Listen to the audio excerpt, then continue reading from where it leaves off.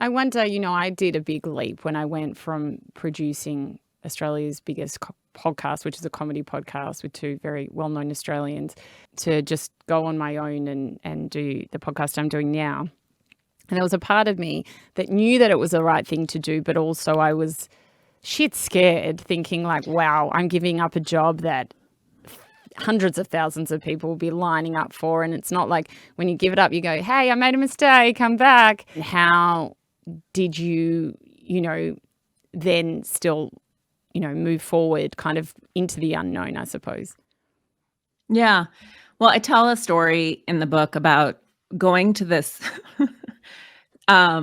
eagle release. I was on a spiritual retreat, and as part of it, we had paid for the rehabilitation of many birds who had been injured, hit by cars, et cetera, and then were rehabilitated so they could be released. And we went to the top of this mountain in Utah, and we released owls, we released hawks, and then there was an eagle named Sauti. And it was such a beautiful metaphor for exactly what you're talking about. So Sauti had been, I think, in rehabilitation for a year, where her flight was obviously limited until she could regain strength.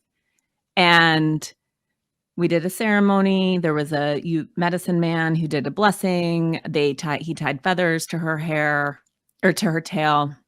It was so beautiful. She was hooded. And then her caregiver, had the leather glove and went to get her out of the cage to liberate her. And she was so scared.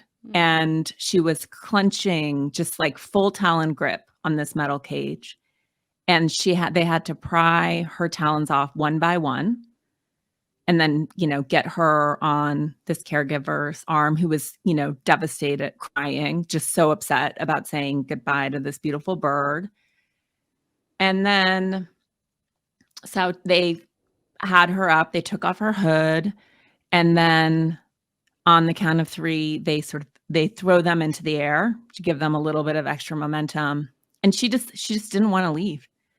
And so they throw her, and she starts flying, and she is looping around us really low again and again. And then finally she takes off, and there's this medial rainbow, a rainbow circle. It was you can't make this stuff up. It was amazing. And she takes off.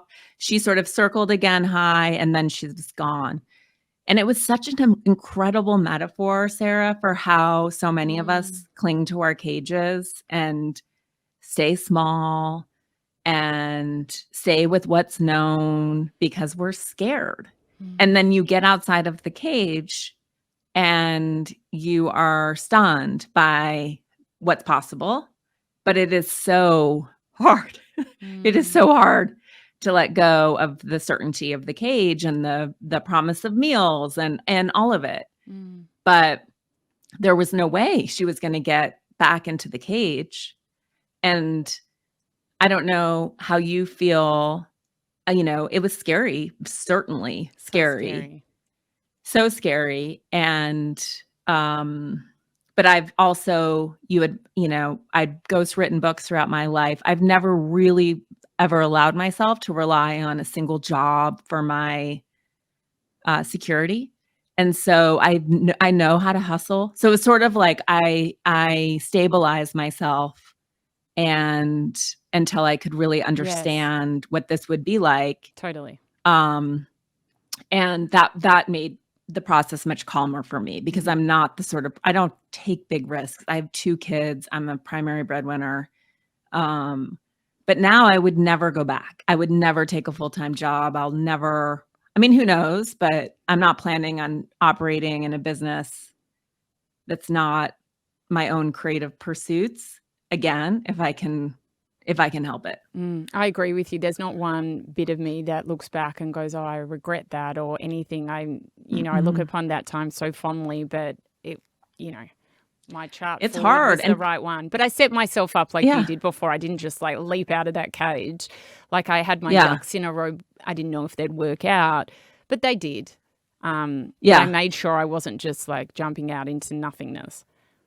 No. And I think it's completely acceptable to be sort of like a spiritually minded, I'll find support, this will happen, and to be exceptionally practical.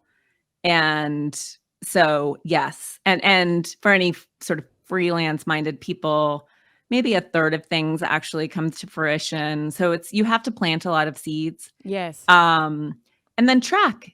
For me, I write about this in the chapter on greed, but for me too, I've never been someone who I've been too terrified to budget, just out of my own shame around spending and money. And, I write about that a bit, but as I was entering this phase and freaking out about how I wouldn't be able to, I was like, I just don't think I'll be able to pay the bills. I don't know that I'll have enough, that I'll have needs met. And this woman, Krissa, who's a spiritual teacher I work with, she was like, well, what do you need?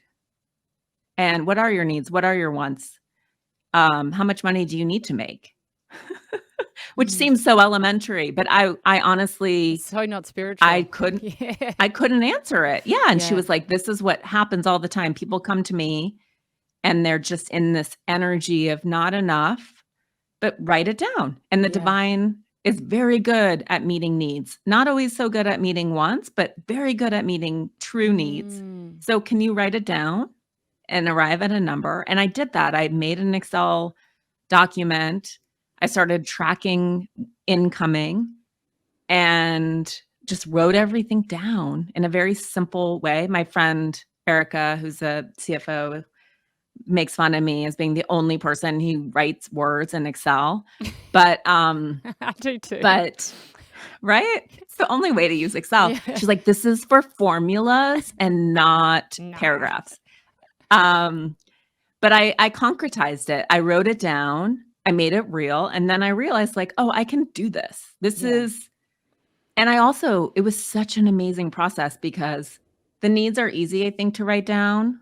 They're quite clear, right? Mortgage, food, etc. And then the wants, as I actually ran my wants through my body, I was like, I want to take my kids skiing. I want to take my kids on a summer vacation.